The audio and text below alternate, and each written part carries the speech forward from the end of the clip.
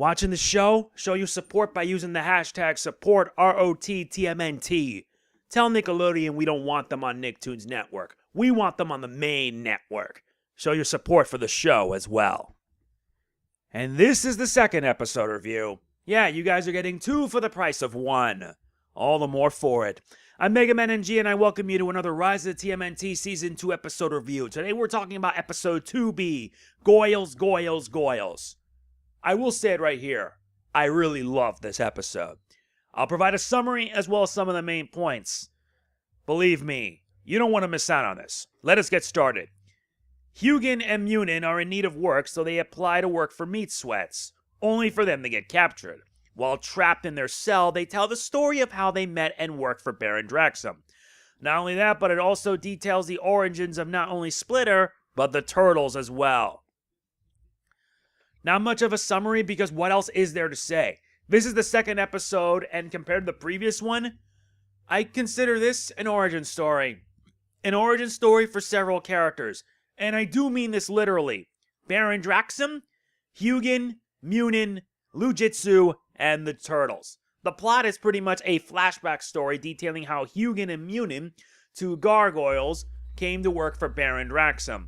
But it also serves as a story for Lou Jitsu and the Turtles. How Lou Jitsu met the Turtles, how they end up getting mutated, and how Lou Jitsu fought back against Baron Draxum. Though this is a flashback, we do get to see Baron Draxum again. Sadly, he is voiced by Roger Craig Smith, not John Cena. So for anyone expecting that, prepare to be a bit disappointed. Though I won't lie, Roger Craig does a pretty good job. So no complaints there. We also see the Turtles before they get mutated, and there is one thing I do want to say. They are the cutest thing I've ever seen. They are just so cute as innocent turtles. And what I like is that they're all different species of turtles. But we also get to see the 2 gargoyles capture Lou Jitsu, who had been, by this point, according to the previous episode, which detailed Lou Jitsu's life, Lou Jitsu was captured by Big Mama and forced to fight in the Battle Nexus against his will. But he refused, so he decided to just rot in a cell. So, the 2 gargoyles decided to get him out. Though I wonder how Big Mama would react to that. She wouldn't be happy with it. What I also noticed is that Lou Jitsu was meditating and there was a rat nearby. I find this very ironic. Ironic because, well, let's just say that after being bitten by a rat and end up being exposed by mutagen, that's what he ends up becoming in the end.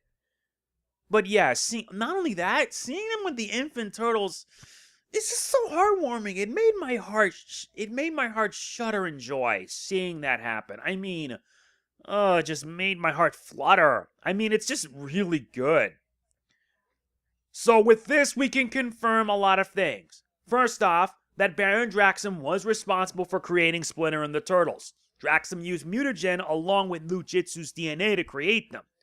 In addition, Draxum fought against Lou Jitsu in a fierce battle, which to me is a nice highlight. Heck, the entire episode is a highlight. I recommend you watch it. And the battle was indeed fierce, but in the end, Lou Jitsu did what needed to be done to free all the mutants that were captured. But in doing so, let's just say everything went self-destruct, and you know how this is going to turn out. Or rather, how it turned out, to be exact. And oh boy, Lou Jitsu ends up getting covered in mutagen, and then he ends up getting bit by the same rat, which ends up mutating him into Splinter, and then he escapes, setting in motion the events that would lead up to the first season of the show. As for Baron Draxum, you know how that story's going to play out, believe me. It sets up nicely, and I really liked it because this episode was just one of the best I've seen it. The flashbacks were well done. We actually get some backstory and continuity, not to mention the animation. I will not stop praising the animation over how good this is. I'm not kidding. It's just that good. They keep getting better and better, and I am ashamed that not many people are watching this show. You guys need to watch it so you can see how good it is. Take it from me. I've been reviewing this show since season 1, and the show just keeps on getting better and better. I only wish this show got more love than it deserves. But I will say that overall, the episode is very good. It was very well done, and serves as an excellent origin story for Draxum, Lou Jitsu, the Turtles, and the Gargoyles, Huginn and Muninn. My final score for this is a perfect 10. A perfect 10, I'm not kidding. And for an 11-minute episode that details the origin story, at least the pacing of it was pretty solid. It just went straight to the point, and that's what I like about it. The action is amazing. We get continuity aplenty. And considering that the flashback would eventually lead to season 1, it's inevitable. It really is inevitable. And by the way, shoutouts to Turtles and Trenchcoats for providing the link to the episode. I cannot forget that because let's just say that not many of us can afford Nicktoons Network, so we have to resort to other means. If I wanted, I would waste my own money to buy the show and watch it on iTunes. I really would. But what can you do?